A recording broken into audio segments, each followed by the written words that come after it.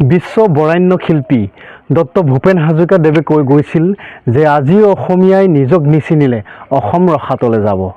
তাহানিতে ভূপেন দাই গাই যোৱা সেই গীতৰ প্ৰতিটো শব্দই যেন আজি সঁচা প্ৰমাণিত হ'বলৈ গৈ আছে। এফালে অবৈধ মিয়াৰ বাংলাদেশী প্ৰব্ৰজনকাৰীয়ে আমাৰ জাতি মাটি ভেটি কাঢ়ি লৈছে আৰু সত্ৰ মাটিবোৰ দখল কৰি সনাতন সভ্যতাক আঘাত হানিছে। আৰু আনহাতেদি বঙালী বিহাৰী মাৰোৱাৰীবোৰে আমাৰ অসমৰ সকলো বেপাৰ বাণিজ্যবোৰ কাঢ়ি লৈছে। আমাৰ অসম চৰকাৰ আৰু অসমৰ যিবোৰ জাতীয় দল সংগঠন আছে সেইবোৰে কেৱল মিয়া মিয়া বুলি চিঞৰি থাকোঁতেই বৰ্তমান সময়ত অনা অসমীয়া বিহাৰী বাঙালী মাৰোৱাৰীবোৰে আমাৰ অসমীয়াৰ ওপৰত জঁপিয়াই পৰিছে। এই অনা অসমীয়া বিহাৰী বাঙালী আৰু মাৰোৱাৰীবোৰে কেতিয়াবা আমাৰ অসমীয়াৰ বোৱাৰী জীয়াৰী গাত হাত দিছে আৰু কেতিয়াবা আমাৰ অসমীয়া মানুহৰ ওপৰত হাত উঠাইছে বা মাৰপিট কৰিছে। সিদিনা কাৰ্বি আংলঙত অনা অসমীয়া বিহাৰীবোৰে আমাৰ কাৰ্বি ভাইসকলৰ ওপৰত হাত উঠাইছে আৰু আটাইতকৈ ডাঙৰ কথা কি, আমাৰ অসমতে থাকি সেই বিহাৰী সম্প্ৰদায়ৰ লোকসকলে অসমীয়া গৌবেগ বুলি ধ্বনি দিবলৈ সাহস কৰিছে। কাৰ্বি ভাইসকলক চাইনিজ মমো বুলি ঠাট্টা কৰিবলৈ মৰসাহ কৰিছে। কাৰ্বি আংলঙত সেই বিহাৰীকেইটাই অসমীয়া গৌবেগ কাৰ্বি চাইনিজ মমো বুলি ঠাট্টা ইটিকিং কৰা সেই বিহাৰী বাচ্চাকেইটাক কিন্তু কোনো শাস্তি প্ৰদান কৰা নহ'ল। কিন্তু কিছুমান জধামুখই কাৰ্বি আংলঙৰ সেই বিহাৰী আৰু কাৰ্বি ভাইসকলৰ সেই ঘটনাটোকে লৈ ৰাজনীতি ইছ্যু হিচাপে লৈ খেল খেলিবলৈ সুবিধাহে পালে। কিন্তু তেওঁলোকে অনুভৱ কৰা নাই বিহাৰীয়ে মৰা সেই কোব এজন যুৱকৰ ওপৰত পৰা নাই আৰু সেই কোব পৰিছে প্ৰতিজন অসমীয়া পিঠিত।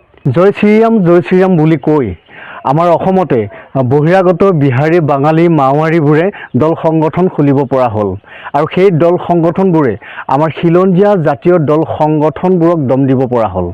আজি যেন অসমীয়াই নিজৰ অস্তিত্ব হেৰাইছে। অসমতেই বিহাৰীয়ে অসমীয়াক দম দিব পৰা হ'ল। বহিৰাগত বিহাৰীবোৰে অসমীয়াক চেলেঞ্জ কৰিব পৰা হ'ল। বৰ্তমান অসমত প্ৰতিখন জিলাতেই বহিৰাগত অনা অসমীয়াৰ বেছি দপদপনি বাঢ়ি গৈছে। অসমৰ প্ৰতিখন নগৰ চহৰ আৰু মহানগৰতেই অনা অসমীয়াৰ একোখনকৈ গাঁও বা বস্তি গঢ় লৈ উঠিছে। কিন্তু ইয়াৰ পৰিৱৰ্তে অসমীয়া মানুহৰ গাঁও বিহাৰ, পশ্চিমবংগ, হাৰিয়ানা, ৰাজস্থান ক'তোৱে দেখা পোৱা নাযায়। আজি যেনেকৈ অনা অসমীয়াবোৰে অসমতে দল সংগঠন খুলি অসমীয়া খিলঞ্জীয়া মানুহৰ ওপৰতে আক্ৰমণ কৰিব লৈছে, কিন্তু ইয়াৰ পৰিৱৰ্তে পাৰিবনে আমাৰ অসমীয়া মানুহবোৰে বিহাৰ, হাৰিয়ানাৰ, ৰাজস্থান বা পশ্চিমবংগত গৈ অসমীয়া দল সংগঠন খুলি তেওঁলোকৰ লোকেল মানুহৰ ওপৰত হাত উঠাবলৈ সাহস আছেনে? অসমীয়া মানুহৰ সাহস আছেনে বিহাৰত গৈ বিহাৰী গৌবেগ বুলি ক'বলৈ? যিদৰে বিহাৰীবোৰে আজি আমাৰ অসমত অসমীয়া গৌবেগ বুলি ক'বলৈ পাইছে। বিহাৰত গৈ বিহাৰীৰ পিঠিত কোব দিয়াটো দূৰৈৰ কথা, বিহাৰত ৰিক্সাৱালা, ঠেলাৱালা বা যিকোনো লোকেল মানুহৰ ওপৰত এটা দমো দিব নোৱাৰে আপোনালোকে। আৰু এনেবোৰ ক্ষেত্ৰতেই কংগ্ৰেছ দলটোক অসমৰ ৰাইজে হৃদয়ৰ পৰা বিদায় দিছিল, কাৰণ কংগ্ৰেছ দলটো প্ৰয়োজনতকৈ অধিক মিয়া প্ৰীতি হৈ পৰিছিল। কংগ্ৰেছ দলটোত বিধায়ক অথবা মন্ত্ৰীয়ে হওক নতুবা দলৰ যিকোনো নেতাই হওক অধিক সংখ্যকে মিয়া মুছলমান আছিল আৰু সেইবাবে অসমত মিয়াৰ দপদপনি বেছি চলিছিল আৰু সেইবাবেহে অসমৰ ৰাইজে কংগ্ৰেছ দলটোক বিদায় দিছিল। আৰু আনহাতেদি বিজেপি দলটোত এজনো মিয়া মুছলমান নেতা নাছিল, সেইবাবেহে বিজেপি দলটোক অসমৰ ৰাইজে আদৰি লৈছিল। শেহতীয়াকৈ দেখা গ'ল যে বিজেপি দলটোত অনা অসমীয়াৰ মন্ত্ৰী বিধায়ক বেছি হোৱা বাবে অনা অসমীয়াৰ বিহাৰী বাঙালীবোৰৰ বেছি দপদপনি চলিবলৈ আৰম্ভ হৈছে। সেই অনা অসমীয়া বিহাৰীবোৰৰ আমাৰ অসমতে থাকি আমাৰ অসমৰ হাৱা বতাহ খাই আমাৰ অসমতে বেপাৰ বাণিজ্য কৰি আমাৰ অসমীয়া খিলঞ্জীয়া মানুহকে গৌবেগ বুলি ক'বলৈ মৰসাহ কৰিছে। আৰু আমাৰ অসমীয়া যুৱক যুৱতী তথা অসমীয়া খিলঞ্জীয়া মানুহৰ ওপৰত হাত উঠাবলৈ সাহস কৰিল। ক'ৰ পৰা ইমান সাহস তেওঁলোকে পালে? আৰু আমাৰ অসমীয়াৰ দল সংগঠনবোৰে কিবা এটা যেতিয়া হৈ গ'ল আৰু হৈ যাব তাৰ পাছতহে সাৰ পায়। কিবা এটা ঘটনা হৈ যোৱাৰ পাছত বহুতো লম্ফজম্ফ কৰি দাবী ধমকি দি দুআষাৰমান কথা ক'ব আৰু তাৰ পাছত দেখিব কেইদিনমানৰ পিছত নীৰৱ নিশ্চুপ হৈ বহি পৰে। বহুতো লম্ফজম্ফ কৰি কয় যে আছে হেংদাং লোৱা নাই, ল'লে হেংদাং ৰেহাই নাই।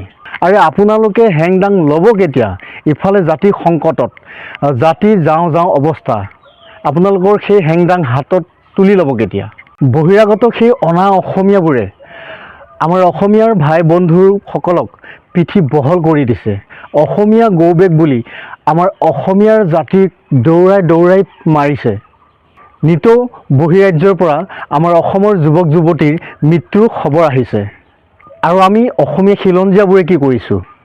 দুই এটা দাবী ধমকি দি অনা অসমীয়াবোৰক সতৰ্ক কৰি দিছোঁ আৰু অসম চৰকাৰক কঠোৰ বাক্যবাণেৰে সমালোচনা কৰি হাত খাপতি বহি আছোঁ। তাৰ বাহিৰে একো কৰিব পৰা নাই।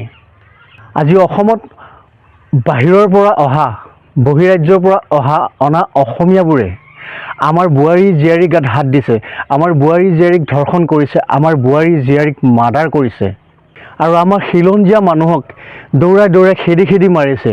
অসমীয়া গৌবেগ বুলি ধ্বনি দিবলৈ মৰসাহ কৰিছে আৰু আমি আজি সেইবোৰ দেখি শুনিও নীৰৱে বহি আছোঁ। একমাত্ৰ আমাৰ চৰকাৰখনৰ ওপৰত আশা কৰি নীৰৱে হাত খাপতি বহি আছোঁ। আৰু আমি অসমীয়াবোৰে কেতিয়া সাৰ পাম? আছে হেংদাং লোৱা নাই, ল'লে হেংদাং ৰেহাই নাই বুলি কৈ থাকিলেই নহ'ব। হেংদাং লোৱাৰ সময় আহি গ'ল। জুই পুৰি হাত পালেহি, অসমীয়া জাগিব হ'ল। আমাৰ জাতি মাটি ভেটি ৰক্ষা আৰু সুৰক্ষা দিবৰ বাবে যুঁজিব সময় হ'ল। এই অনা অসমীয়াবোৰৰ আগতকৈ বেছি সাহস ক'ৰ পৰা হ'ল? বৰ্তমান অসমত থকা বিজেপি চৰকাৰখনত অনা অসমীয়াবোৰৰ মন্ত্ৰী আৰু বিধায়কবোৰ থকাৰ বাবে তেওঁলোকৰ আগতকৈ বেছি দপদপনি আৰু সাহস বাঢ়ি গৈছে। গতিকে অসমবাসী ৰাইজ, আজি মই এটা কথা কওঁ, সেই কথা আপোনালোকে সদায় মনত ৰাখিব। অনাগত সময়ত যিকোনো নিৰ্বাচনেই হওক, সেয়া লাগে বিজেপি, কংগ্ৰেছ, AJP বা অসমৰ যিকোনো জাতীয় দল সংগঠনেই নহওক, আমাৰ খিলঞ্জীয়া অসমীয়া বাহিৰে যদি অনা অসমীয়াক নিৰ্বাচন খেলাব বিচাৰে, আমি তেওঁলোকক পৰাজয় কৰাবই লাগিব। নহ'লে কিন্তু সেই অনা অসমীয়াবোৰে আজি যিদৰে বাটে ঘাটে আমাৰ বোৱাৰী জীয়াৰী আৰু আমাৰ খিলঞ্জীয়া মানুহৰ ওপৰত হাত দিছে, তাৰ পিছত কিন্তু ঘৰত খেদি খেদি মাৰিবলৈ সাহস কৰিব তেওঁলোকে। আৰু সেই অনাৰ অসমীয়া ঠাইত আমি যিকোনো এজন খিলঞ্জীয়া মানুহক বিজয়ী কৰাব লাগিব। পুনৰ মই আমাৰ অসমীয়া খিলঞ্জীয়া ৰাইজক এটা অনুৰোধ জনাওঁ যে অসমীয়া জাগিব হ'ল, অসমীয়া এঘৰী যুঁজিব হ'ল। জয় আই অসম।